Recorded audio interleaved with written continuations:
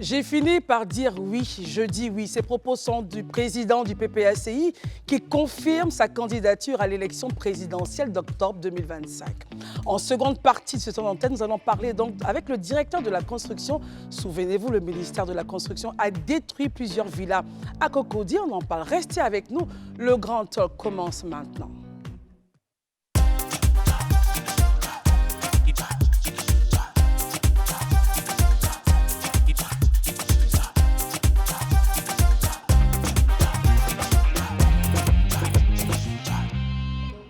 Et c'est avec beaucoup de plaisir qu'on se revoit pour ce début de semaine. Nos chroniqueurs sont là.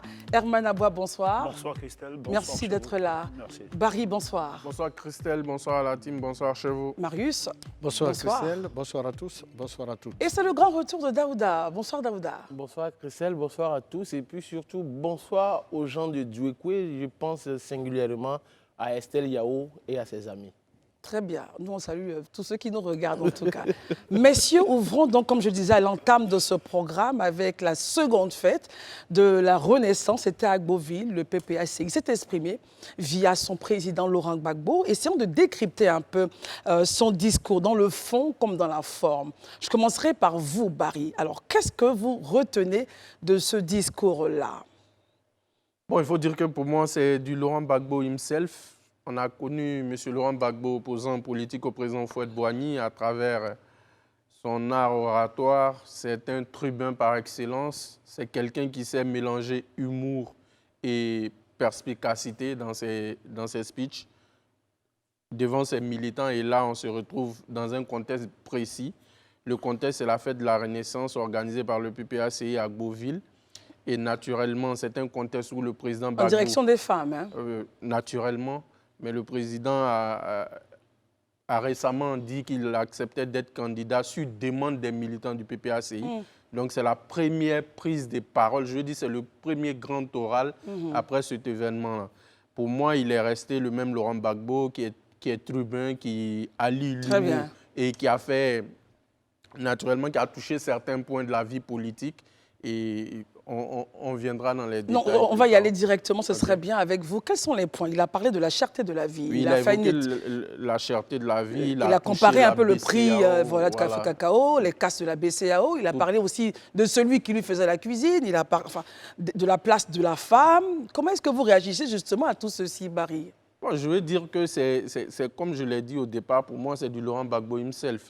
Il a parlé de la cherté de la vie avec un ton d'humour, mais aussi avec des informations. Bon, d'aucuns diraient peut-être qu'il n'a pas fait d'offres concrètes, mais moi, je pense que Laurent Gbagbo, c'est Laurent Gbagbo. Il a sa manière de s'adresser à ses militants, il a sa posture politique, il a son profil, qui lui est propre à lui, et il s'adresse là à ses militants. Donc, il utilise un discours que ses militants entendent. Il trouve les mots pour galvaniser ses militants. Marius Komowé, j'ai fini par dire oui, je dis oui. Parce qu'il a été donc sollicité pour être candidat, il accepte. On se rappelle bien qu'il n'est pas encore inscrit ou n'est pas inscrit sur la liste électorale. Pensez-vous qu'on pourrait aller vers des tensions pour 2025? Ah non, du tout. Je crois que la Côte d'Ivoire a traversé des vertes et des pas mûres. Et aujourd'hui, les Ivoiriens ont tourné la page donc, des crises politiques, pour ne pas dire militaro-politiques. Et je crois savoir que je ne suis pas dans le secret, certes, des dieux, encore moins dans l'esprit du président de la République, mais je l'ai dit sur ce même plateau.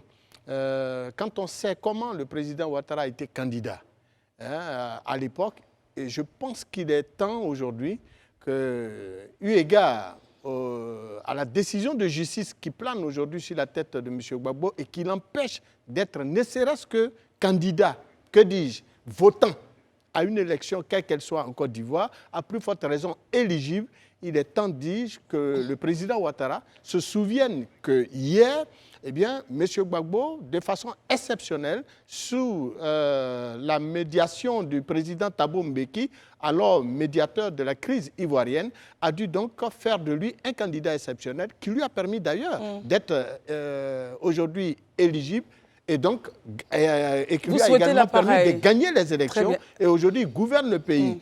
Bon, à l'opposé, aujourd'hui, M. Gbagbo, lui aussi, est sous le coup d'une sanction judiciaire. N'est-il pas temps qu'il tente la pêche, fasse l'appareil à M. Gbagbo en lui permettant d'être également candidat? Alors, est-ce qu'il y a d'autres points, justement, parce qu'il y a le point du café cacao, il y a le point de la BCAO, il y a le point, comme je le disais, de cette allusion, tout le monde sait, qu'il parlait donc de Charles Blé Goudé, il y a aussi le point fait par rapport à Nadi Bamba. Comment est-ce que vous réagissez, justement, à tout ceci? Quel est le point qui vous interpelle? Le point qui nous interpelle le plus, oui, c'est la question relative à la lutte contre la vie chère. Parce que nous sommes défenseurs de droits et nous sommes protecteurs des intérêts des consommateurs. Et tout ce qui touche à la question relative à la lutte contre la vie chère nous préoccupe. Et donc, à la matière, nous aurions peut-être voulu que déjà, monsieur le Président Laurent Gbagbo nous montre des pistes de solutions quant à la question véritable de lutte contre la vie chère. Quand on sait que lui-même, sous son mandat, eh bien, la lutte contre la vie chère était également au cœur de notre combat. D'ailleurs, je me rappelle qu'en avril 2008, nous avons dû, à notre corps défendant, face à la flambée des prix des produits de grande consommation, dû donc en appeler les populations à une responsabilité, ce qui a engendré donc les émeutes contre la vie chère au niveau national. Donc, ce n'est pas un nouveau débat pour vous? Il non, a vécu ça lui-même en tant que président? Depuis des années et sous les différents régimes qui se succèdent, la lutte contre la vie chère a toujours été une préoccupation. D'ailleurs, vous constatez que depuis un certain moment, nous constatons juste une petite stabilisation au niveau donc, des prix sur le marché national. Et eu égard aux décisions prises par le Comité national de lutte contre la vie chère d'interdire l'exportation du vivrier hors de nos frontières. Merci beaucoup. Je termine. Rapidement. Voilà. Et également, les décisions prises par le ministre du Commerce de traquer justement tous les opérateurs véreux qui ne respectent pas donc les prix plafonnés. Daouda, alors vous avez donc suivi un peu l'intervention de vos collègues sur ce plateau. Vous avez lu le discours. Est-ce que c'est un discours on est en pré-campagne, il confirme sa candidature. Qu'est-ce qui vous a touché? Comment analysez-vous le discours de Laurent Gbagbo, dans le fond comme dans la forme, Daouda? Effectivement, comme vous le dites, dans le fond comme dans la forme, moi j'ai une double analyse. Allez-y. Déjà, dans un discours fleuve de près de 2 heures du temps, Laurent Gbagbo a parlé de la vie chère, donc vous avez évoqué beaucoup d'autres choses.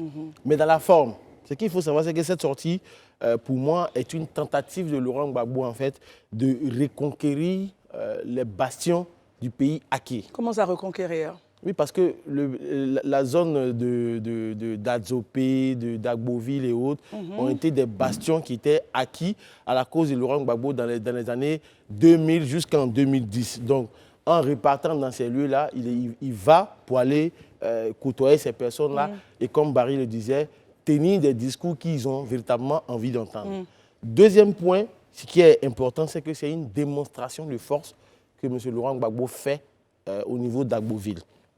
Cette démonstration de force, c'est pour montrer aux yeux du monde en fait qu'il existe encore. Au vu de l'affluence du monde. A toujours oui, justement, lui, Laurent Gbagbo, il existe, que le PPACI existe. Et surtout, ce qui est important de souligner, parce qu'aujourd'hui, le combat majeur de Laurent Gbagbo, c'est d'être réinscrit sur la liste électorale. Et pour qu'aujourd'hui, on puisse prendre en compte ces revendications, il faut qu'il puisse montrer à l'opinion nationale et internationale que le PPACI et Laurent Gbagbo comptent. C'était ça dans la forme. Maintenant, dans le fond, moi, pour dire les choses clairement, il n'y a pas un discours qui m'a véritablement marqué parce que j'attendais d'autres choses que je n'ai pas véritablement entendues. Bon, il a parlé du prix du café cacao, il a parlé des casses de la BCAO, ça ne vous a pas... Mais si je veux parler du prix du cacao, je veux dire, je m'inquiète. Je suis véritablement inquiet parce que cette question m'a été une affaire tellement risible sur la toile quand on sait que M. Laurent Gbagbo, du haut de sa tribune, qui dit que le cacao coûte 3 000 francs au Ghana. Or, on sait tous que le cacao coûte 1 500 francs au Ghana. Donc, pour un ancien président de sa trempe, je veux dire, tenir ce genre de discours sans vérification aucune, ça pose des questions. Très bien. Ça, c'est la première chose. Deuxième chose, il parle de la question de la vie chère. Monsieur Marius Komoui en parlait tout à l'heure. Ce n'est pas quelque chose qui est nouveau, ça c'est un. Mais cette crise d'inflation que subit la Côte d'Ivoire aujourd'hui, ce n'est pas un problème qui est inhérent à la Côte d'Ivoire. Aujourd'hui, la question, c'est de savoir qu'est-ce que M. Laurent Gbagbo propose pour qu'on puisse sortir de cette situation. Quand on sait que des choses ont été faites par le gouvernement en place. On a vu M. Charles Blé Goudé faire des propositions. On a vu M. Diane Thiam faire des propositions. Bon, pour lui qui a été ex-président de la Côte d'Ivoire, on s'attendait à des propositions concrètes. Très bien. Malheureusement, on n'a pas vu tout ça. Alors, Daouda tout à l'heure disait qu'il s'attendait à autre chose. Il aura le temps de développer donc cette autre chose-là. Mais Herman, on voit bien que ce qui a cristallisé l'attention, tant sur les réseaux et ailleurs, c'est cette histoire de cuisine et tout. Au-delà de cela, comment est-ce que vous analysez le discours du président du PPACI dans le fond comme dans la forme? Et est-ce que cette histoire que je viens de mentionner éteint un peu, on va dire, peut-être la pensée, toute la lourdeur ou la pensée de son discours? Moi, je pense que le président a fait un très bon discours. Le président Laurent Gbagbo a fait un très bon discours, dans ce sens que cette tribune lui a permis de revenir sur certains sujets importants. Il est revenu sur l'élection présidentielle de 2010 et sa situation, et même la condamnation qu'il estime fallacieuse, qui n'est pas accoutumance, du moment où on l'avait envoyé à la CPI. C'était important de revenir sur ça.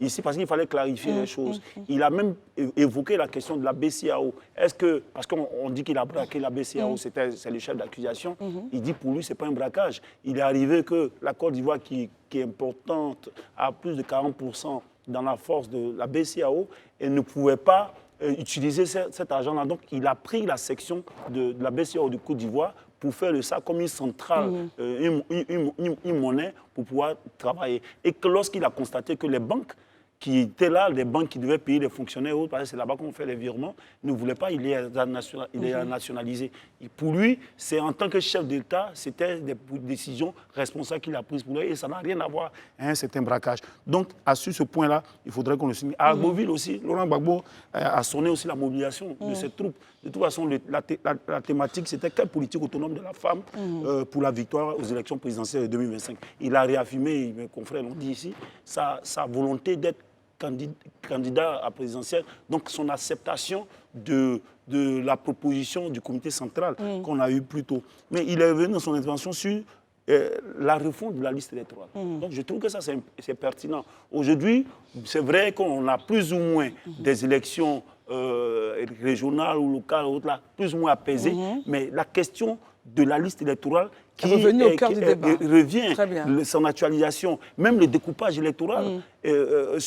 On sait qu'il y a des zones où il y a un grand nombre de personnes et il n'y a pas les sièges qu'il faut. Pour terminer, il est même revenu sur la CPI, la cherté de la vie, et le prix du cacao à 1500 francs, ailleurs qu'il estime très bas, enfin ici qu'il estime très bas pour la Côte d'Ivoire. Mais pour moi, je pense que qui m'a gêné un peu dans ce justement, discours. et avant que vous ne puissiez réagir sur ce qui vous a gêné, la cérémonie était en direction des femmes, avec une thématique qui parle d'autonomisation. Est-ce que vous l'avez senti justement en analysant le discours qu'il a porté toute l'attention justement sur cette frange de la société et puis les solutions qu'il a données pour améliorer les conditions de vie des femmes? Moi, je pense que la question de la femme, c'est toujours important qu'un leader politique l'évoque. Mais quand on évoque la question de la femme, il faut toucher les problèmes de fond. Et même les images qu'on utilise, il faut pouvoir faire attention aux images qu'on utilise. Décryptage, je ne veux pas revenir sur ça, je veux seulement dire que sa communication gagnerait à préciser ses angles d'orientation lors de ses interventions.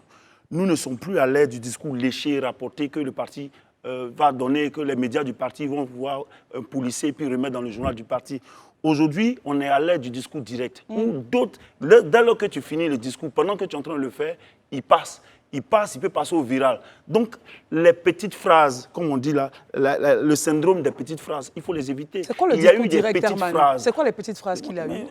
Vous voulez que je revienne là-dessus? Oui, mais enfin, pour il n'y a pas eu mal. Est-ce que Laurent Gbagbo, avec ce discours pertinent, ce discours avec toutes ces propositions qu'il fait, ou bien sur l'historique qu'il fait, il avait besoin d'évoquer dans cette image-là le cas de ses rapports avec Charles Blé Goudé là-bas. Il avait besoin, quand il parle de la femme, de prendre l'image de sa femme pour le faire. Parce que je dis ces choses-là, aujourd'hui, c'est ce que les gens ont retenu dans son discours, qui était un bon discours. Mais la communication a péché sur ce coup-là, parce que quand on retient, dans un discours, on retient ce qui est plus ou moins banal et qui fait viral, qui tue, l'essentiel du discours, c'est ce qu'on appelle le syndrome des petites phrases. Élisée, Herman réagit sur le syndrome, ce qu'il appelle le syndrome des petites phrases, qui aurait tué toute la beauté de ce discours-là. Quel est votre postulat sur ce qui s'est passé à Agboville lors de la prise de parole du président du PPACI?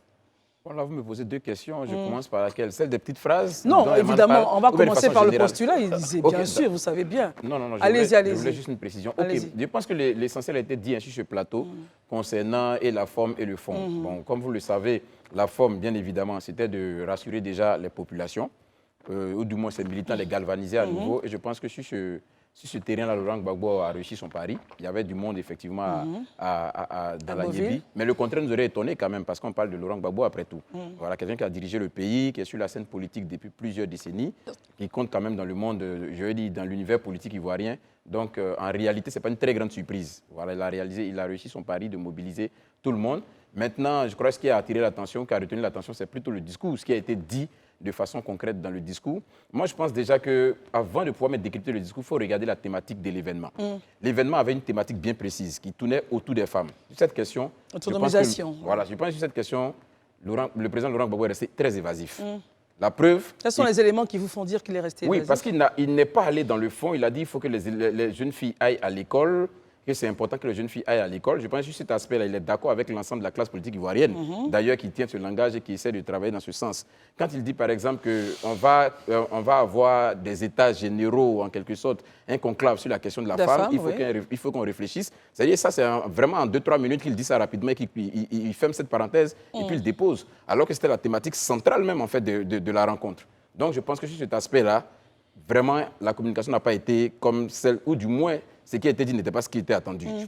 Je m'attendais vraiment à quelque chose de plus pertinent et de plus poignant sur cet aspect. Maintenant, sur les autres questions, la vie chère, le prix du cacao, tout ça, mais c'est normal. C'est le grand déballage qu'il promet aussi. On est dans la politique et Laurent Gbagbo est totalement dans son rôle d'opposant.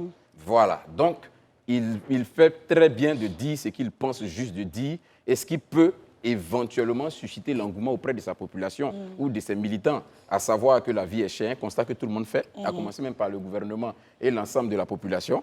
C'est un constat que tout le monde fait déjà. Donc, pour moi, rien de nouveau à ce niveau-là. Maintenant, sur la question du prix du cacao, qui serait... de 3 000 francs au Ghana, 5 000 francs au Cameroun. Non, bon, déjà sur ces aspects, je ne vais pas revenir sur ce que Daouda a dit. La réalité, ce n'est pas vrai. Au Ghana, le prix du cacao n'est pas à 3 000. Je pense qu'on est tous, on a la possibilité, on n'a même pas besoin de se déplacer pour aller au Ghana pour le vérifier. Est-ce qu'on peut le mettre sur le compte d'une erreur, par exemple? On tape sur Google, on voit tout de suite. Non, je pense que c'est une communication politique. Juste de ressortir le fait que ce qui a été fait comme effort par le gouvernement n'était pas assez, que ça représenterait rien à côté de ce qui était fait à côté, mais seulement que l'exemple a été mal choisi. Très bien, il serait parti au Cameroun qu'on n'aurait vraiment pas discuté. Voilà, mais si c'est le Ghana, c'est pas vrai. Et on termine maintenant. Maintenant, sur la question, comme les petites Emmanuel phrases, disait, ce qu'il appelle les petites phrases, l'allusion faite à Charles Blé Goudé, moi, je pense honnêtement, c'était pas utile. Qu'est-ce qui n'était pas utile?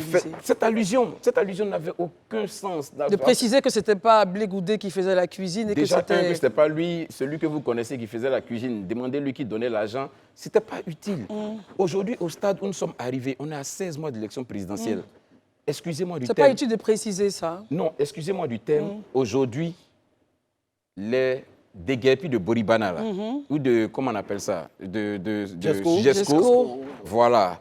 Les Ivoiriens qui, chaque matin, ont du mal à mettre du carburant dans leur voiture parce que le carburant est devenu un peu cher. Ceux qui n'arrivent pas à aligner les 3 plats, là, ça ne les intéresse pas. Voilà, pour les Ivoiriens, là, ce n'est pas ça l'essentiel. Ça ne nous intéresse pas, outre mesure. Ce qui nous intéresse, vous aspirez à prendre le pouvoir d'État.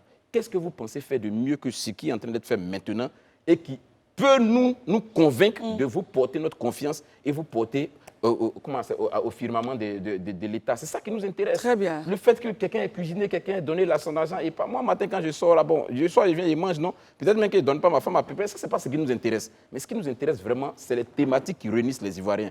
Et j'attendais justement des propositions, comme le dit, concrètes. Par exemple, sur le projet aujourd'hui que le gouvernement a lancé, concernant la question du programme social du gouvernement, du programme jeunesse du gouvernement. Alors, selon vous, les points ont été survolés, selon vous? Oui, c'est des programmes que le gouvernement porte et qui, aujourd'hui, à mon avis, doivent être décryptés par l'opposition. Très bien, Élisée. Aujourd'hui, le programme social du gouvernement, là, où nous en sommes, qu'est-ce que ça peut Élisée, merci beaucoup. Rassurez-vous, vous aurez la parole. Je voudrais juste vous dire, téléspectateurs, si vous voulez donc participer à l'émission, le téléphone est ouvert pour avoir votre point de vue sur la question. Mais revenons un peu à une des petites phrases. Alors, 98 070, revenons donc à ces fameuses petites phrases qu'on pourrait peut-être qualifier d'assassines. Enfin, ce sera à vous de voir. quand il dit celui que vous connaissez, le fait qu'il s'adresse, qu'il parle de Blé Goudé en disant celui que vous connaissez, on sent véritablement qu'il y a une rupture entre les deux hommes, entre le père et le fils. Voici donc une photo qui passe à l'antenne, qui montre l'idylle qu'il y avait auparavant. Marius Komoé, comment est-ce que vous appréciez ceci? Est-ce que vous avez été choqué de voir ces propos, de voir qu'en réalité, peut-être qu'on essayait de camoufler, mais voici la réalité des faits, ils ne se parlent pas et ne sont peut-être pas prêts de le faire? Ce qui semblait être dans le secret des dieux a été mis sur la place publique par le père lui-même. Le fils s'est tout le temps et de tout temps opposé de parler de son père en public. Et même s'il arrivait des fois où il a fait des sorties à la matière, Élisée le disait tantôt, était-il nécessaire à une fête de renaissance d'un parti politique aussi important comme le PPACI? Mais justement, on dit renaissance, on part sur de nouvelles bases, il fallait peut-être la montrer... renaissance, c'est une nouvelle vie. La renaissance, nouvelle vigueur. La renaissance, n'oubliez pas que le PPACI sort des entrailles du FPI, qu'ils ont abandonné. Et donc, c'est un parti que personne ne pouvait imaginer être porté sur les fonds baptismaux à quelques années et puis se retrouver à mobiliser autant de monde à Agboville, comme on a vu. Mais c'est une véritable renaissance. Et donc, renaissance avec une nouvelle vision politique. Très bien. Renaissance avec une nouvelle offre Pour politique. vous, donc, ce n'était pas utile, c'est ça? Donc, venir nous parler de celui qui faisait la cuisine ou pas bien. n'était pas nécessaire. Le fils a dit qu'il faisait la cuisine à son père. Le père n'avait pas besoin de dire que demandez-lui qui donnait l'argent de Popote. Très bien. Écoutons Barry. Barry, réaction. Moi, je pense que j'entends ce que les uns et les autres disent à ce niveau-là, mais moi, je dis qu'en politique, il n'y a pas de père, il n'y a pas de fils. Mais Barry, attendez, on sait très bien qu'ils avaient une bonne relation. Il vous souviendra oui. que M. Kone Katina, au cours d'un point de presse, a dit clairement aux militants du PPACI que M. Charles Blé Goudé est un adversaire politique et il sera traité comme tel. D'où la surprise de Marius Komoé et sûrement de certains téléspectateurs. Oui. On est en politique, Christelle. On a vu au Royaume-Uni ici les frères Miliband, j'ai dit des frères de sang. Bien sûr. David et Ed. Ed a descendu son frère. Donc, le président Gbagbo s'adresse à ses militants. Aujourd'hui, Charles Blé Goudé, quand vous le voyez, la composition de son électorat sociologique, c'est lequel? C'est naturellement celui de la région du Gore. Ce sera sa base. Et le Gore, c'est la région historique de l'ancien FPI, du PPACI. Donc, il est dans son droit. Il pense que pour lui, pour ses militants, il faut clarifier la position vis-à-vis du fils. Bien, Barry. Après, on peut ne pas être d'accord. C'est normal, c'est la démocratie. Mais pour vous, il n'y avait pas de père et de fils en politique. Voilà, tout ce qu'on a assisté, ça pouvait être peut-être on lance les punchlines à qui on veut. Celui qu'on pense qu'il est adversaire, on le tape et puis ça passe. Alors, allons à la Riviera pour écouter M. Koulibaly Ben. Attention, on dirait qu'il est parti, M. Koulibaly Ben. On vous attend. Alors, Daouda, réaction. Comment réagissez-vous à cela? Celui que vous connaissez, est-ce que vous avez été choqué déjà de voir que, attention, entre le père et le fils, ça ne va pas du tout, il y a de l'eau dans le gaz? Et puis, enfin, voilà, comment est-ce que vous réagissez à Moi, je n'ai pas été surpris. On n'avait pas besoin de regarder dans une boule de cristal pour savoir que la rupture avait été consommée entre M. Charles Blé Goudé et M. Laurent Gbagbo. C'est aussi clair et précis. Barry parlait de l'intervention de Kone Katina, mais je vais plus loin. Même Damana Picasso avait dit aussi la même chose. Pour dire que quand on regarde le cheminement des lieutenants de Laurent Gbagbo, on se rend compte que c'est la même méthode. Pour rappel, avec Afi N'Guessan, Pascal Afi N'Guessan, lorsqu'il y avait la bataille pour prendre la tête du FPI en son temps, c'était les lieutenants qui annonçaient les couleurs d'abord. Pour dire, le chef dit, le patron dit, le chef dit. Et tout le monde s'asseyait pour dire, Gbagbo n'a pas dit, Gbagbo n'a pas dit. Mais au final, quand Gbagbo est sorti de prison, ça a été confirmé. Dans le cas de Charles Blé Goudé, Damana Picasso en a parlé. M. Kone Katina en a parlé. Mais lui-même n'avait rien dit. Mais lui-même n'avait encore rien dit. Mais il ne fait que, le fait de sortir à Agboville et le dire clairement, il confirme clairement ce que ces lieutenants ont dit. Et moi, ça ne me choque pas. Nous sommes en politique, ce n'est pas un monde de bisounours. On a vu en France un Sarkozy aller contre Chirac.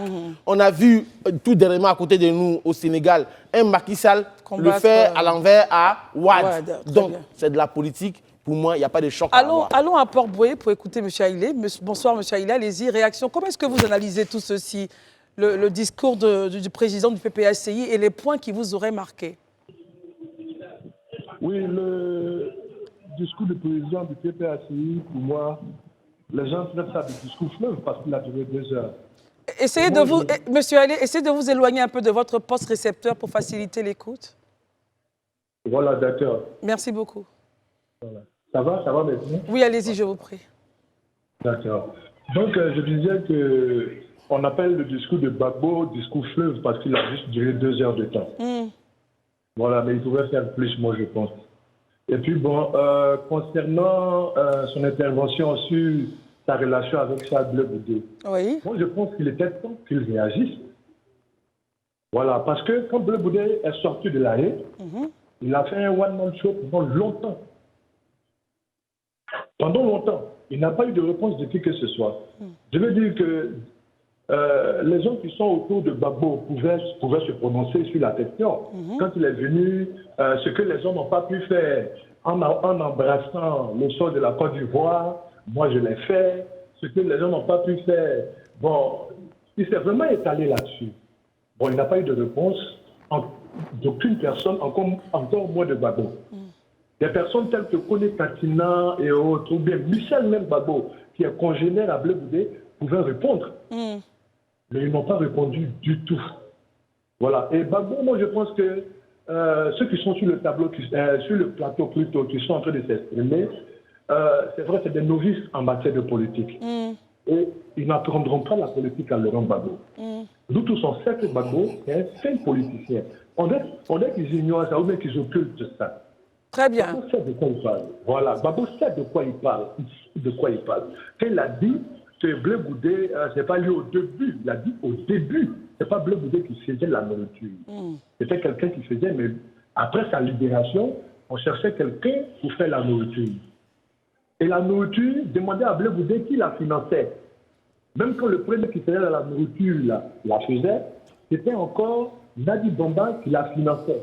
Alors, monsieur Haïlé, juste une question. Est-ce que pour vous, c'était utile ou opportun de préciser ça dans un tel discours à l'occasion d'une telle cérémonie? Bon, moi, je pense que cela dépend de son, permettez-moi l'expression, de son pouvoir discrétionnaire, lui, Gbagbo. OK. Voilà. Il pouvait parler de ça à n'importe quel moment. Très bien. Voilà. Il n'a pas besoin de regarder la vie de l'un ou de l'autre pour pouvoir s'exprimer là-dessus. Très bien. Voilà. C'est lui qui choisit sa lucarne et puis il s'exprime comme il veut. Voilà. Maintenant, que chacun dise ce qu'il pense. Mais lui aussi, il a dit ce qu'il pensait. Merci beaucoup. Il a jugé opportun, voilà, de pouvoir réagir là-dessus. Merci beaucoup, monsieur Maïlé. Merci infiniment d'avoir appelé et donné votre avis sur la question. Herman et Daouda ont des choses à dire. Herman, commençons par vous, ensuite Élisée. Je voudrais préciser à M. Maïlé, je vais lui donner ma carte d'identité. J'ai 47 ans. C'est mon cadet qui a été président, qui vient d'être président au Sénégal. Au Sénégal, il a 44 ans au Sénégal. Lorsque Barack Obama, président des États-Unis, prenait le pouvoir, il avait 44 ans. Donc cette manière d'infantiliser le plateau en disant que nous sommes des novices en politique, non. Nous, on se réserve le droit, et ça, personne ne peut nous enlever. Observateur de la vie politique. De dire ce que nous pensons. Et là-dessus, il peut estimer que le geste, enfin, fait allusion à ces petites, que j'appelle le syndrome de ces petites phrases, fait allusion à cela, pour lui, son leader devrait le faire. Ça, c'est son droit. Nous aussi, c'est notre droit d'estimer qu'un leader politique de cette trame-là, avec ce discours pertinent, n'avait pas besoin de cela pour diluer son discours. Mais je voudrais rappeler juste, Herman, une pause, juste dire à nos appelants, essayons d'être courtois. Chacun a le droit de donner son point de vue. On est en démocratie. Vous pouvez ne pas être d'accord, mais il faut respecter quand même les uns et les autres lors des interventions. Je vous prie. Continuez vos propos. Oui, c'est lui-même qui a essayé de dire des noms. Même Laurent Gbagbo, il a fait l'effort de ne pas donner des noms, même dans son discours. C'est lui qui nous a parlé de Nadi Bamba ici. Ici, dans ce plateau, personne n'a évoqué. On a seulement apprécié le geste d'un leader politique. Si ça plaît à son électorat, tant mieux. Mais nous, on estime que la population ivoirienne, l'électorat ivoirien, le peuple ivoirien a besoin qu'on lève le débat. Et ces petits frères, on peut le faire dans le salon. Très bien. Écoutons Élisée, ensuite Daouda et Marius. Élisée. Oui, moi, on a tous entendu ce qui a été dit. Je pense que je ne vais pas revenir sur la bien question sûr, avançons, que Herman a fait. Voilà, donc je ne vais pas revenir là-dessus. Mais je veux dire une chose. Vous savez, cet échange, peut-être que beaucoup d'hommes ne perçoivent pas, ça va au-delà du simple carnaval même d'une rencontre politique à Agboville. C'est-à-dire? Je vous explique rapidement. Aujourd'hui, tout le monde est en train de crier, tout le monde bavade, tout le monde raconte ce qu'il a envie de rencontrer. Je me rappelle bien que quand le président Gbagbo était encore à La Haye, qui n'était pas encore arrivé, l'angle de défense de ses partisans, c'était que Laurent Gbagbo rentre en Côte d'Ivoire. C'était le maillon qui manquait à la chaîne Pour la de la réconciliation. réconciliation. C'est ça. Le président Gbagbo rentre en Côte d'Ivoire. Le président Gbagbo rentre en Côte d'Ivoire, il scelle son divorce avec l'ensemble, avec une bonne partie de ses partenaires avec qui il a fait la lutte. C'est cela. À commencer par Afi N'Guessan, avec qui il scelle le divorce, il le consacre totalement, en lui laissant le FPI en partant créer le PPACI. Il scelle ce divorce avec Mme Gbagbo. Non seulement le divorce même conjugal, mais le divorce aussi idéologique de partis politiques. Il le scelle avec, encore, bon, Mamadou Koulibaly, c'était depuis qu'il était parti, avec un ensemble de ses lieutenants. Vous savez, j'ai dit que il faut qu'on soit cohérent avec nous-mêmes. Nos actes parlent plus que nos paroles.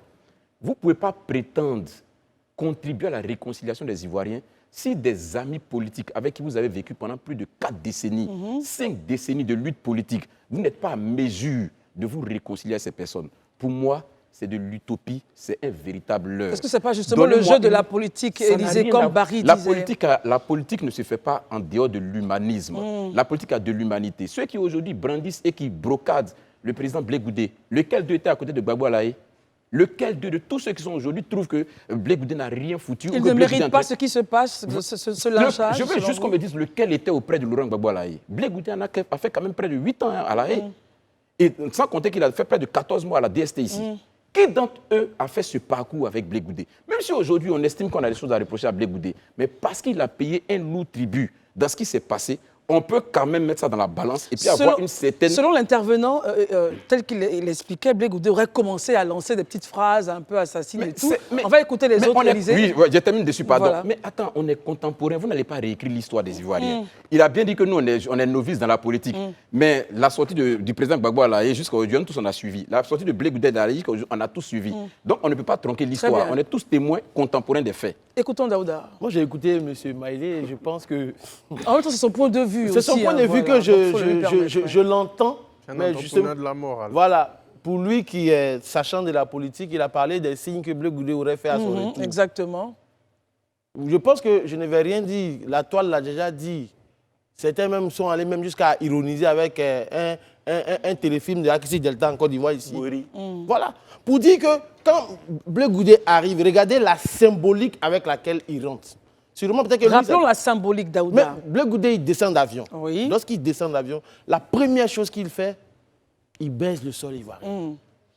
On n'a pas eu ça du président du PPACI. Voilà. En quoi est-ce que c'est important de le faire, ce geste? Non, mais parce qu'il estime qu'il retrouve, pour parler comme quelqu'un, c'était ancestral de la Côte d'Ivoire. Mais si l'autre ne l'a pas fait, est-ce qu'on doit pouvoir lui en vouloir pour ça? Je viens.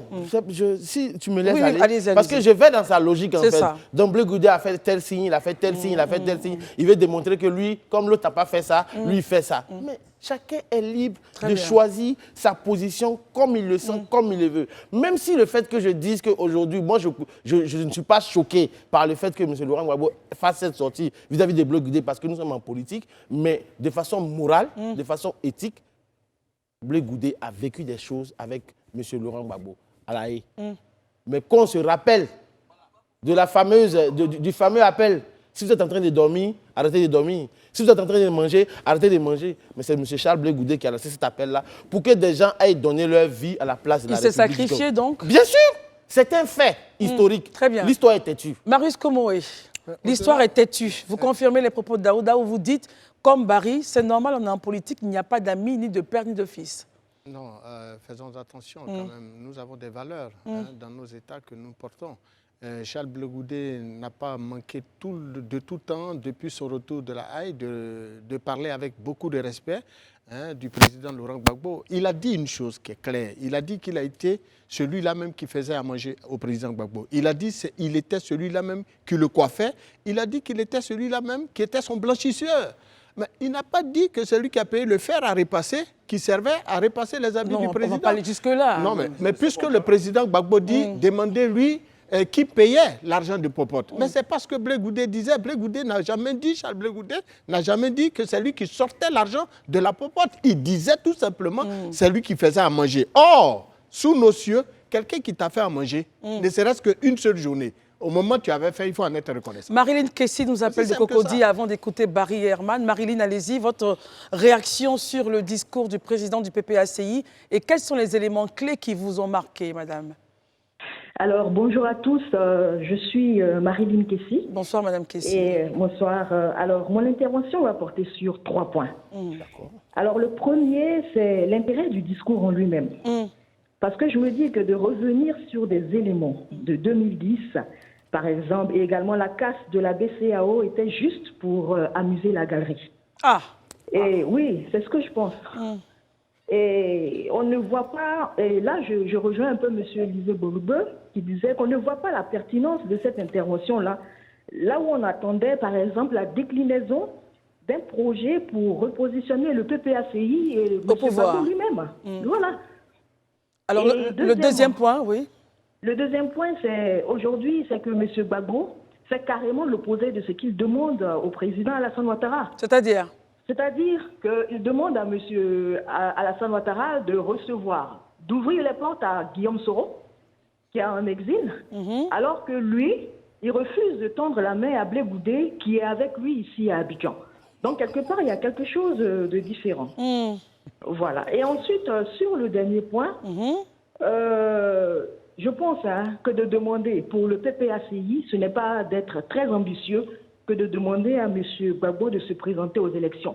C'est pas ambitieux pour le PPACI, selon vous? C'est vraiment pas ambitieux pour le PPACI, parce que nous tous, on sait que avec le mindset qui a évolué, avec la nouvelle manière de penser, les Ivoiriens aujourd'hui, l'Ivoirien nouveau, aspire à quelque chose de beaucoup plus pertinent. Et de demander à M. Gbagbo de se présenter là, c'est d'aller dans le mur. Merci beaucoup pour cette intervention très concrète, très précise et synthétique. Je souhaite également... Vous aviez terminé pour dire, rapidement et on peut s'embarrer avant de faire le tour. Dans les faits, ce que nous attendons, nous, usagers des services publics, nous avons un régime aujourd'hui qui gère le pouvoir public. C'est cela. Ils nous ont fait un certain nombre de chantiers. Qu'est-ce que nous apprécions? Qu'est-ce que nous n'avons pas apprécié?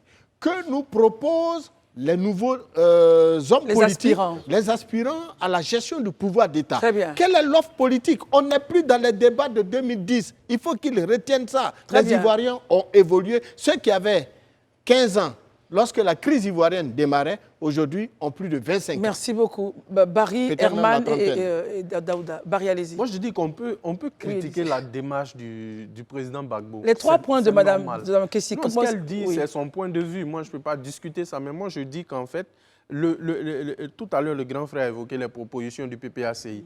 Mais est-ce qu'on n'est pas encore trop tôt pour leur demander ça? C'est un grand oral qui vient d'arriver. On peut ne pas être d'accord avec ce qui a été dit, mais ils ont encore le temps de faire des propositions. Les propositions peuvent venir. Ce n'était pas sur le lieu pour eux, selon vous, ce n'était pas là-bas. Ce sont des acteurs politiques. C'est eux qui jugent selon le moment, selon le contexte, de ce qu'ils doivent produire comme discours. Et ils s'adressent à des militants. Je le dis, pour moi, Laurent Gbagbo, la crise post-électorale fait partie de sa vie politique. La casse de la BCEAO fait partie de sa vie politique. Donc, autant il interviendra, autant libre sera à lui de revenir sur ces questions. Essayons d'écouter Herman, permettez, Élisée, rapidement. On sait qu'il n'est pas sur la liste électorale, mais il a annoncé sa candidature. Il dit « je dis oui, je dis oui ». Je voudrais que vous puissiez réagir sur cette question-là. Tant qu'on n'a pas encore eu un accord politique pour le réinstaller sur... Est-ce qu'on ne peut pas justement avoir peur de ce qui arrive en 2025 ?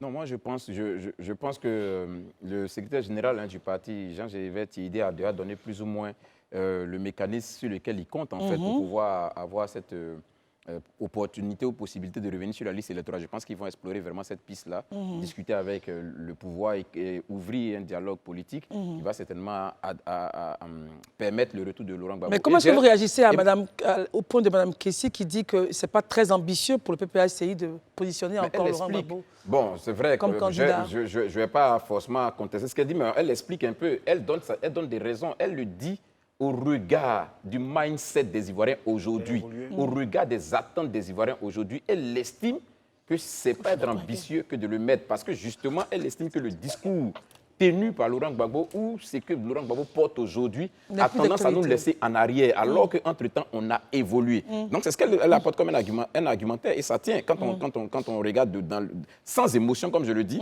quand on regarde dans le fond sans émotion, on voit que ce qu'elle est en train de dire quelque part tient. Laisse-moi, pardon, 30 secondes pour rebondir ce que Barry a dit. Oui. Quand Barry disait tout à l'heure qu'effectivement, tout ça, ça fait partie de l'histoire du président Laurent Gbagbo et que peut-être que maintenant, c'est trop tôt de pouvoir décliner ou de pouvoir Demander un parler un peu programme, de par programme exemple, et ouais. tout ça. Ce que je veux dire à Barry, je veux dire à Barry que le président Laurent Gbagbo, son ambition, si tant est que ce qu'il nous a dit est vrai, avant-hier et quelques jours avant, à savoir conquérir le pouvoir d'État, si tant est que c'est une ambition, il est donc normal de savoir quelles sont les attentes des Ivoiriens qu'on veut qu'ils nous votent.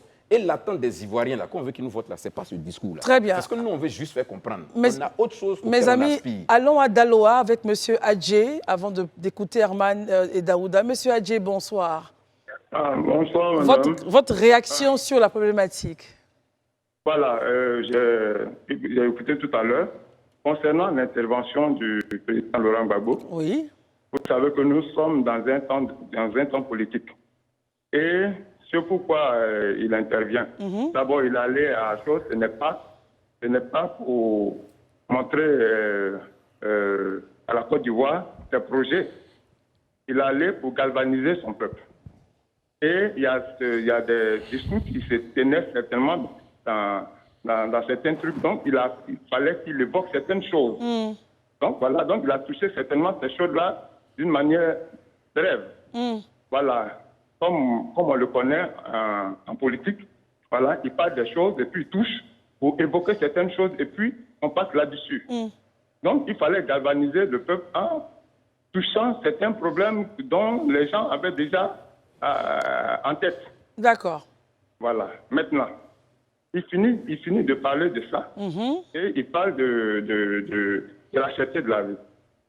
C'est des choses normales. Il faut en parler, il faut toucher, il faut évoquer toutes ces choses-là. Maintenant, quand on se plaint parce qu'il tient un tel discours, bon, certaines choses qu'il a évoquées, parlant de Charles de la Blé Goudet, BCAO chose, ouais. et puis parlant de la BCAO, Oui. il y a certaines personnes, il y a certains enfants, il y a certaines, il faut toucher toute la tranche d'âge. Il y a certains qui ne savent pas ce qui s'est passé. Donc il faut évoquer certaines choses. Il faut évoquer certaines choses. Il a évoqué certaines choses parlant de ce qui s'est passé, les anciennes choses qui sont passées. Il a parlé de la politique. S'il s'adressait au peuple par rapport à sa position politique concernant la nation, je crois qu'on pourrait se plaindre de certaines choses. Très bien. Mais il allait pour galvaniser son peuple. Très bien. Voilà. Donc, pour galvaniser son peuple, il fallait évoquer certaines choses. C'est cela. Maintenant, il parle, bon, dedans, on parle de sa candidature. Mais il faut, c'est des choses, c'est des trucs politiques. Très bien. Et On vous a bien candidat. compris, Monsieur Adjé. On a bien perçu votre point, qu'il galvanisait ses troupes et qu'il était important pour lui de parler de ces différents points-là.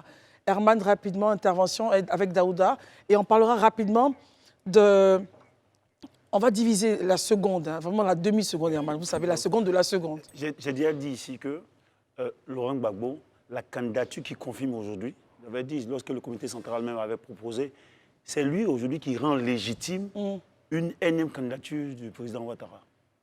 Comment cela? Oui, mais parce qu'on s'est dit, je ne dirais pas que c'est une chance, mais avec le décès tragique du président Bédié, le PDCI aujourd'hui a amorcé, je veux dire, le renouvellement de sa classe politique et du visage même qui est porté comme leader.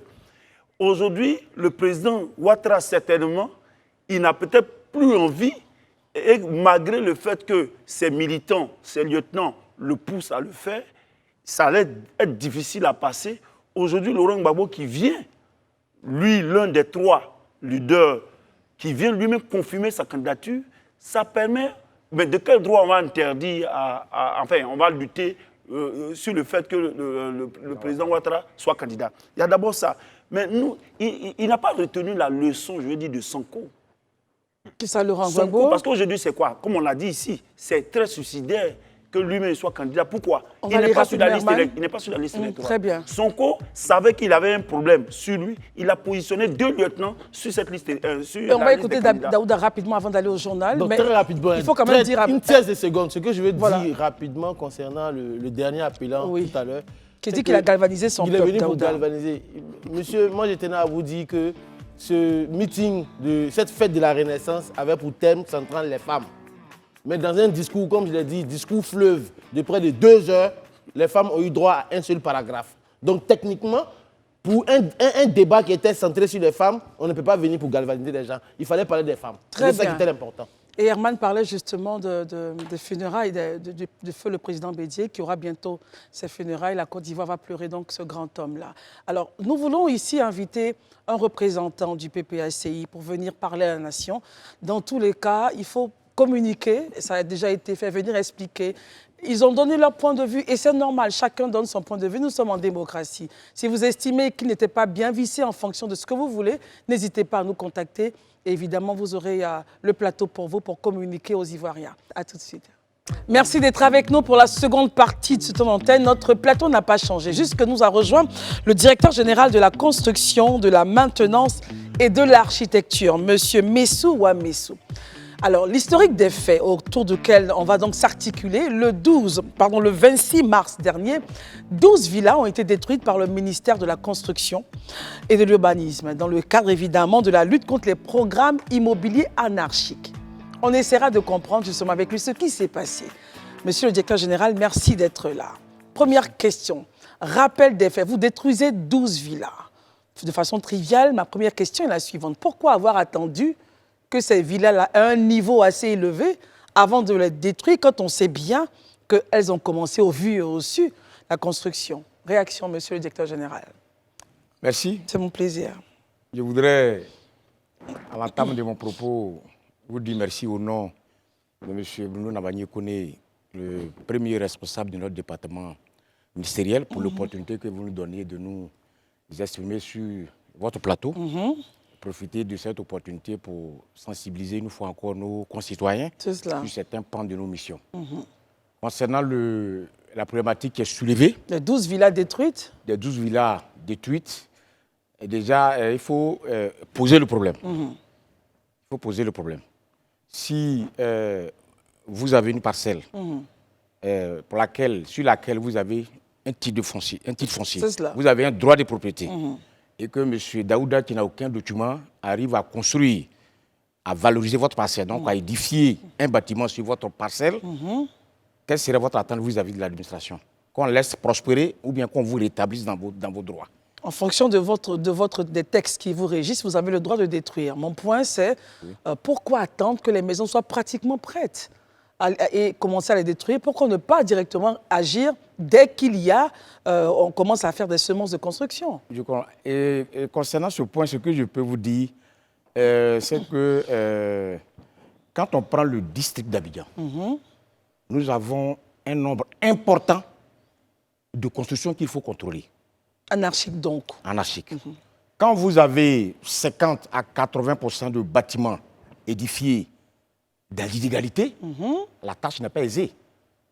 Vous êtes amené à prendre la décision soit de démolir ces 70 ou 80% de bâtiments construits dans l'illégalité, avec tout ce que ça concerne comme problème économique, problème social, qualité de vie, etc. Donc vous devez concilier tous ces paramètres et arriver à prendre une décision.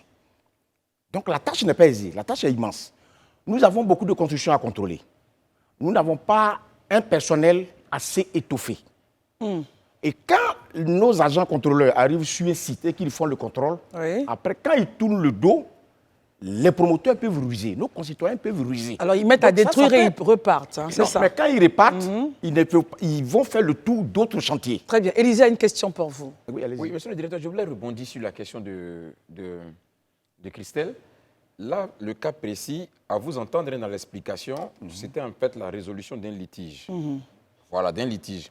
Mais ce que je ne comprends pas, pour revenir à ce que Christelle a dit, je suppose que celui qui était le propriétaire du terrain, sur le terrain duquel a été bâti cet édifice, avait eu le temps de voir l'édifice commencer à monter. A-t-il à ce moment-là saisi le ministère de la Construction pour que droit lui soit fait Et donc, on demande à celui qui avait entamé la construction d'arrêter de quitter, ou on a attendu qu'on atteigne ce niveau de construction pour venir détruire. Qu'est-ce qui s'est réellement passé? Le ministère de la Construction a pris les dispositions pour demander à l'opérateur de stopper les constructions. Et il n'a pas stoppé. L'opérateur s'est entêté. Ok. Dans le même temps, la structure qui est détentrice d'un titre de propriété sur la parcelle a mené la même démarche. Et le promoteur n'a pas écouté. Voilà la réalité.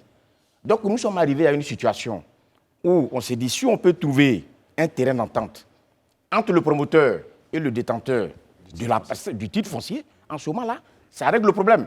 Mais s'il n'y a pas de solution, il faut qu'on rétablisse celui qui a le titre de propriété. Herman Aboua, une question pour vous. Bon, ça, c'est vraiment le cas. J'ai sorti quand même de ce cas-là. Mais vous veniez sur du vécu des populations. Lorsqu'il y a souvent litige, lorsqu'un détenteur est sinistré, il a un droit de propriété sur une parcelle, et souvent, lorsque les gens construisent sur sa parcelle, il y a que la justice doit faire son travail. Mais la lenteur dans les procédures pour établir ce vrai propriétaire dans ses droits, souvent, c'est des années, des décennies. Et finalement, les gens ne savent pas souvent où mettre la tête. Qu'est-ce que vous avez prévu, quel mécanisme au niveau du ministère a prévu aujourd'hui pour faciliter aujourd'hui, pour que les propriétaires retrouvent leur bien aussi facilement pour ne pas attendre des décennies. Souvent même, il y en a qui passent au trépas. Voilà la question. Qui passent la vie au trépas. Répondez, monsieur. Vous parlez de la lenteur du ministère de la Justice ou bien de quelle lenteur? Je n'ai pas bien compris. Mais je veux dire, comment est-ce que le ministère de la Construction travaille avec le ministère de la Justice? Parce que souvent, on sait aujourd'hui comment est-ce que souvent certains systèmes sont. La corruption et autres, ça fait que les gens font des appels en appel, finalement, on n'arrive pas on trouve que les années s'étalent et on a... Le problème n'est pas réglé. Réaction, monsieur le directeur général. Bon, moi, je pense qu'il y a deux choses. Quand vous êtes quand un promoteur ou un citoyen est en train de construire, au moment où les travaux sont en cours, en tant que ministère de la Construction, nous sommes compétents pour le stopper dans son élan. Quand il est dans l'illégalité. Parce que pour construire, il faut avoir un titre de propriété, il faut avoir une autorisation de construire. Quand ce n'est pas le cas, nous, on va vous arrêter. Maintenant, qu'on arrive à un niveau où c'est un litige qui doit être tranché par le ministère de la Justice, mais cet aspect-là nous échappe. Quand le dossier se trouve dans les mains du ministère de la Justice, nous, en tant que ministère de la Constitution, nous attendons, on n'a plus le contrôle, on n'a plus la main. Nous attendons la décision de justice pour agir éventuellement. Mais ce que nous faisons, c'est quand les travaux sont en cours, si vous êtes dans l'illégalité, on vous arrête et au besoin, il y a des sanctions. Il y a les amendes administratives, il y a les démolitions partielles ou totales, et puis il y a les peines privatives de liberté. Vous les arrêtez quand les agents arrivent à voir qu'il y a un chantier assez litigieux quelque part. Très bien. Il y a une procédure. Élisée Bouloube. OK. Monsieur le directeur, moi je voulais revenir sur un fait qu'on voit souvent à Abidjan. C'est juste comprendre, est-ce que les constructions dans les quartiers obéissent à une norme? Parce qu'on peut arriver souvent dans certains quartiers où on a une villa, où du moins les promotions immobilières étaient déjà au départ des villas basses. Et puis, et un matin, on se retrouve avec des maisons modifiées qui deviennent des R+2, R+3, pendant que d'autres sont en villa basse, ce qui donne une configuration vraiment désagréable même au quartier. Et ça nuit même en fait aux habitants, ceux-là qui sont les propriétaires des maisons, parce qu'entre-temps, les R+4 sont devenus des propriétés où on a mis des locataires. Et vous n'avez plus d'intimité, vous qui êtes en villa basse. Est-ce qu'aujourd'hui, en Côte d'Ivoire, on peut dire que la construction dans les quartiers obéit à une réglementation? Ou bien on est libre de construire comme on veut? Pour terminer même, à Makori, un cas pareil s'était présenté, à Makori résidentiel, vous vous en souvenez? Qu'est-ce qui s'est passé là-bas? Ce qui a amené le ministre même, Bruno Nabagné, à descendre sur les lieux. Maryse, qu'est-ce qui s'est passé à Makori résidentiel? Un propriétaire immobilier qui avait érigé un immeuble R+, je crois, 4, lui aussi, et ça avait suscité beaucoup de mécontentement au sein donc, de ses voisins étaient en villa basse, c'est ça? Tous les voisins s'étaient plaints. Et bien évidemment, je ne sais pas qu'est-ce qu'il en est devenu de cet immeuble, puisque M. le DG est là. Est-ce que tout ceci c'est encadré? Est-ce que chacun fait ce qu'il veut? Ou bien on est sur le point on n'a pas assez de personnel pour le contrôle? Non, vous savez, l'acte de bâti est clairement réglementé. Exactement. Il y a le code de la construction et de l'habitat. Tout à fait. Il y a la loi sur la profession d'architecte. Il y a le décret relatif au permis de construire. Il y a le décret qui a modifié le décret de création du guichet unique du permis de construire pour mettre en place la plateforme collaborative de visite parce qu'on a mutualisé nos forces. Maintenant, il y a le district, il y a les mairies, il y a les ministères techniques. On s'est mis ensemble pour mutualiser nos forces pour être un peu plus fort en termes de contrôle sur le terrain. Donc, le cadre réglementaire est là. L'application maintenant. Il a même été réformé, amélioré. La question qui se pose aujourd'hui, vous savez, même dans les pays avancés, personne n'a réussi cette matière, mais seulement à partir de la répression. C'est une question de mentalité. Il faut sensibiliser les populations. C'est très important. Vous arrivez aujourd'hui, nous avons eu la chance de faire des missions de benchmark dans certains pays avancés, tels que Singapour, qui est classé premier très souvent à la matière. Mais quand vous leur posez la question, ils vont vous dire, mais chez nous, les mentalités sont telles que personne ne peut s'hasarder à construire dans l'illégalité. Voilà la réalité. Mais en attendant, ici, on est je encore comprends. en train de lutter. Nous n'avons pas la même histoire. Nous sommes dans une dynamique, nous sommes dans une démarche. C'est cela. Vous savez qu'en 2020, on avait fait une seule démolition. Aujourd'hui, nous faisons des démolitions par centaines annuellement. Mais pourquoi nous les faisons? C'est parce que désormais, nous sommes obligés d'être fermes. Nous sommes obligés d'être plus rigoureux pour dissuader tous ceux qui s'avisent à construire de l'illégalité. Monsieur le directeur, s'il vous plaît, je vais vous donner de l'eau à mouler rapidement. Je prends un exemple concret. Je prends mon quartier, j'habite vers la cité Sille. Là, c'est une promotion immobilière. Aujourd'hui, les gens ont commencé à modifier. Est-ce que moi, qui avait cette maison-là à l'originel, je peux aujourd'hui aller contacter les services du ministère de la Construction, voir si les modifications faites par mes voisins obéissent à la réglementation? Si ce n'est pas le cas, est-ce que je peux demander qu'on prépare ça? Concernant les promotions immobilières, bonne question. Il y a un cahier de charges. C'est sur la base du cahier de charges qu'on peut modifier ou pas.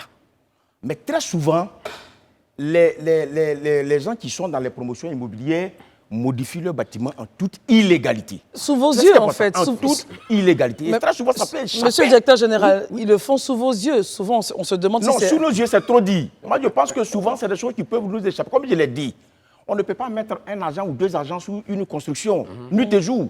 Ce n'est pas évident.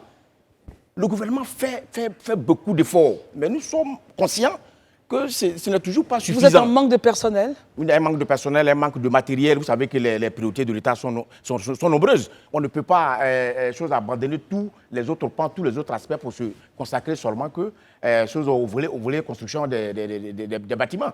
Donc, il y a certaines choses qui peuvent nous échapper. Très bien. Daouda? Merci beaucoup, monsieur le directeur. Je pense que tout à l'heure, vous avez parlé des maisons vous avez pu épingler. Mais il arrive souvent une fois où il y a des maisons qui ont des agréments, des habitations qui ont des agréments. Non, pardon, des constructions qui ont des agréments pour construire, des permis de construire. Mais souvent, quand on est en train de construire, ces maisons-là s'écroulent encore.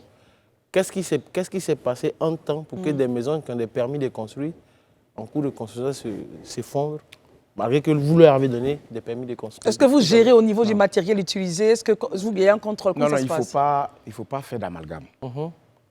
La loi fait obligation à tout citoyen qui veut construire de disposer préalablement d'un permis de construire. Le permis de construire est un acte d'urbanisme. La stabilité du bâtiment est tout autre. Qui contrôle ça? Je viens. Le contrôle technique des bâtiments, c'est l'affaire des ingénieurs conseils et des bureaux de contrôle.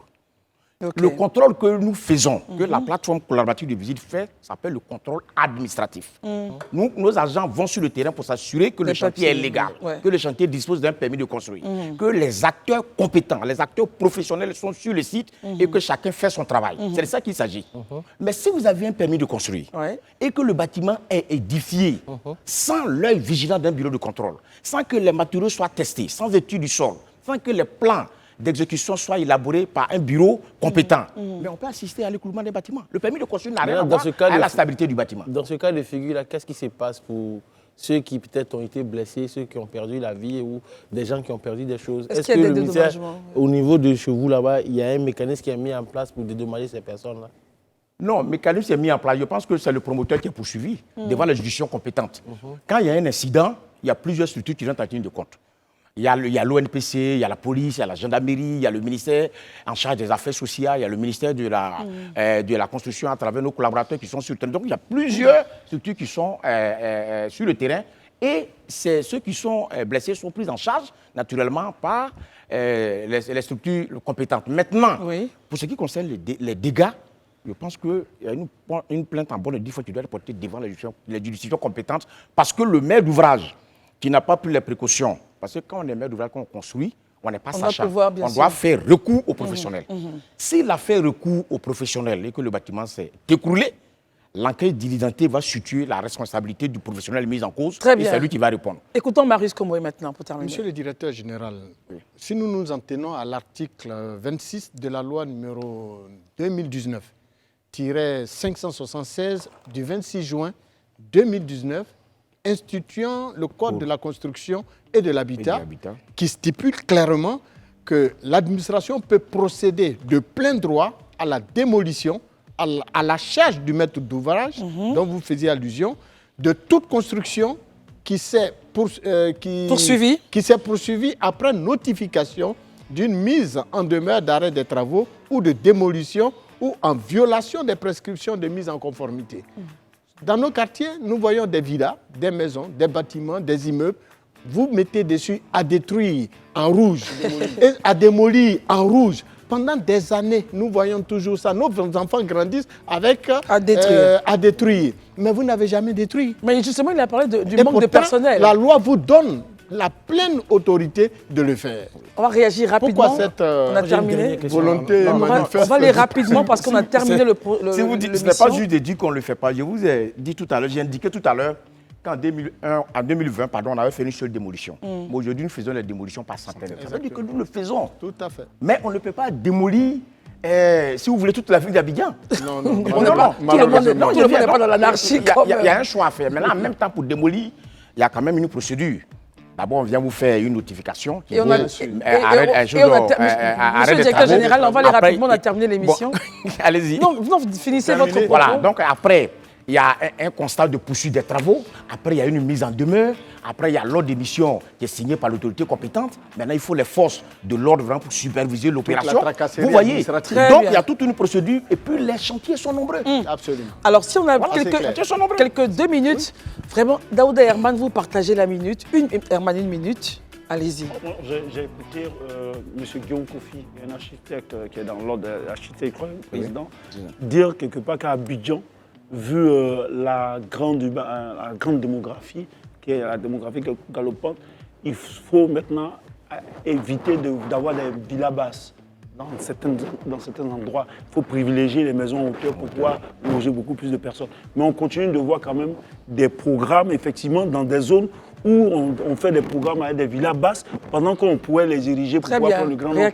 Est-ce que c'est cette observation des architectes, vous tenez compte de cela dans votre dessin du paysage architectural? Oui, on tient compte. Je pense qu'il n'y a pas longtemps, il y a eu une révision des prescriptions d'urbanisme dans certaines zones qui a autorisé, tel que Macron, on peut aller jusqu'à R+12, R+14, R+15. Donc on pense à ça. Mais il faut comprendre que en même temps qu'on autorise les constructions en hauteur, il faut prendre en compte les différents réseaux. Très bien. Parce qu'il y a des dimensionnements. Si vous avez dimensionné les réseaux pour, je dis n'importe quoi, 10 000 personnes, une population de 10 000, et qu'après vous densifiez, et que vous êtes à 50 000, et que les réseaux n'ont pas évolué, naturellement ça pose un problème. Très bien. Écoutons, mais il faut pouvoir prendre en compte l'ensemble de ces paramètres-là. Daouda, dernière question. J'aimerais juste revenir sur une publication sur votre page Facebook concernant une opération immobilière à 5 000 francs qui a été par jour. Voilà. Je ne sais pas concrètement, vous avez annulé cette opération. Concrètement, qu'est-ce qui s'est passé? Est-ce que vous ne voulez pas que les Ivoiriens construisent? Qu'est-ce qui vous a poussé à les interdire et autres? Merci. Et on va faire court pour terminer sur cette question-là. Dans le cadre des promotions immobilières, la première chose qu'il faut dire ici, c'est qu'il faut disposer préalablement d'un agrément promoteur immobilier. Et quand on a l'agrément promoteur immobilier, il faut que le programme soit agréé. Donc le programme, là, quand le programme est agréé, il est agréé techniquement. En même temps, le mode de commercialisation est agréé. Il faut savoir si c'est un contrat à thème ou bien si c'est un autre mode. C'est ça. Donc c'est ce mode de commercialisation-là qui est validé par l'administration, par la commission. Maintenant, si après, on voit que vous mettez en œuvre un mode de commercialisation qui est différent du mode qui a été validé, naturellement, vous êtes dans l'illégalité. On est obligé de vous stopper. Si vous changez de mode, vous devez revenir vers l'administration pour qu'on discute. L'idée, c'est de prendre en compte des précautions pour sécuriser l'acquéreur. Pour ne pas qu'un promoteur fasse cotiser les populations et que 5 ans, 10 ans après, ils disparaissent. Très bien. Merci beaucoup, monsieur le directeur général. Oui. On a eu beaucoup de plaisir à parler avec vous. Vous êtes le directeur général de la construction, de la maintenance et de l'architecture. On retient que les 12 villas qui ont été détruites à Cocody ne respectaient pas, évidemment, le cadre de la loi. Merci d'être venu. Et notre plateau ouvert. Si vous avez des choses à dire encore aux Ivoiriens et à ceux qui nous regardent de l'extérieur, n'hésitez pas. Je peux? On a terminé l'émission. Un dernier pour dire au revoir peut-être rapidement.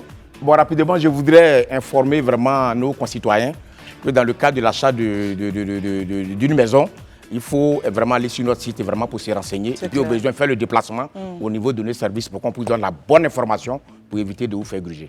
Merci infiniment. Notre programme aujourd'hui est terminé. Le Grand Talk se termine maintenant. On a eu beaucoup de plaisir à être en votre compagnie. Daouda, Élisée, Marius, Herman. Merci d'être venus. On se retrouve donc demain. D'ici là, portez-vous bien. Les programmes continuent sur Live TV. À demain.